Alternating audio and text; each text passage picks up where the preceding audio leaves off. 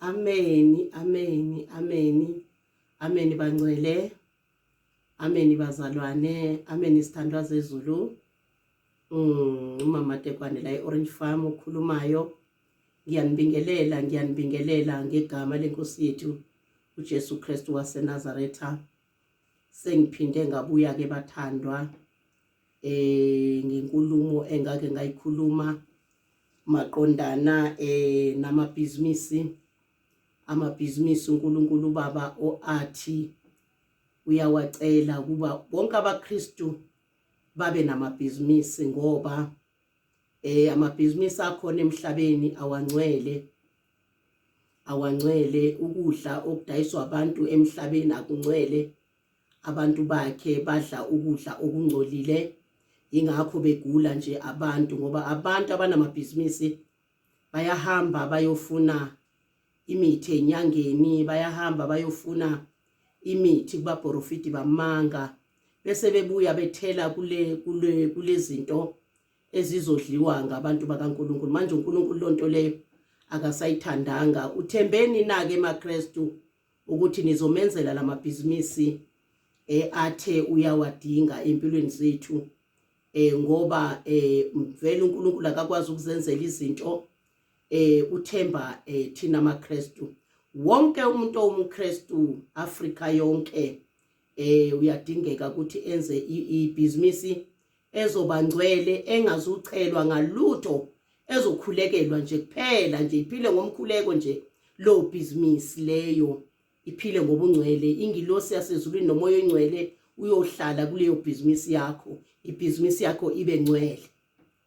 Manje ke ngempela ke uNkulunkulu eshilo kanjalo kwenzekile ke sahlangana singabangcwele savumelana ngokuthi amabhizinisi sizowenza. Nokho ke siyaxolisa ukubambeka isikhathi eside besisalungisa izinto ezithile. Seyilungile ke bathandekayo izinto ezithile. I-account number seyikhona njengoba kwakukhulunyiwe meetingini. Ama-forms asekhona njengoba kwakukhulunyiwe meetingini. Bathandekayo sekufanele ke umsebenzi kaNkulunkulu uqalwe. Wonke umuntu omntwana kaNkulunkulu ozizwelayo nje ukuthi ungumKristu, ozizwelayo nje ukuthi nje ulandela uJesu, ozizwelayo nje ukuthi ungenwe ngabaphezulu, uyadingeka ukuthi sihlanganyele sibe munye sizokwenza yonke inhlobo yamabhizinisi uNkulunkulu uyayidinga, nama-factory namafemu. Yonke into manje uNkulunkulu sefuna ibuyele kuye ngoba yonke into kaNkulunkulu yantshontsho uSathane. Manje useyibuyisela kuye. Uzoyibuyisela ngobani na? Uzoyibuyisela ngawe mzalwane. Asingathathi kancane lesithi kuyoba njani. Okushiwo uNkulunkulu bazalwane kuyaphumelela. Mina sengiyamazi uNkulunkulu. Akakusho nje kuyaphumelela. Manje kudingeka thina amaKristu sihlanganyeni sibe munye, sifane nebandla laseJerusalema elalimunye ezintweni zonke. Nathi ke manje singamaKristu ake sibe munye ezintweni zonke. Manje ke sesikwenzile konke ke bazalwane, sicela ukuthi kube nemeeting nge-15 February. Bonke bazalwane njengoba babefikile abathandekayo, kwakufike nabavele eCape Town babeze ngama-aeroplane. Akufike nabavela komhlaba uyalingana nakuphi. Ayikho indawo ababengekho abantu ngale ya meeting yokuqala. Siyacela ke nakule ukuthi niphelele ngempela ngoba le sewe yokugcina manje. Emva kwalena manje sekuzobonakala ukuthi sithatha siphi isinyathelo sokuthi uNkulunkulu simthokozisa kanjani, sokuthi uNkulunkulu simjabulisa kanjani.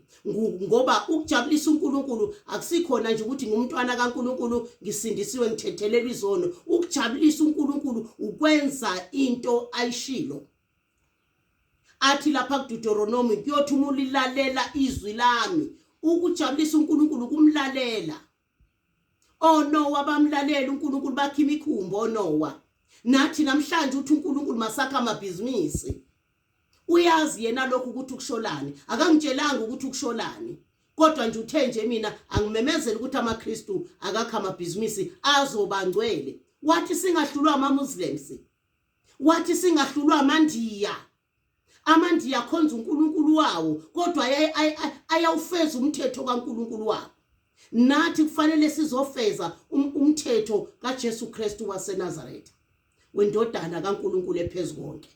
Ileso simemo ke bazalwane engisidlulisayo manje ukuthi ngiyanimema ukho konke uNkulunkulu anisize egameni lenkosi.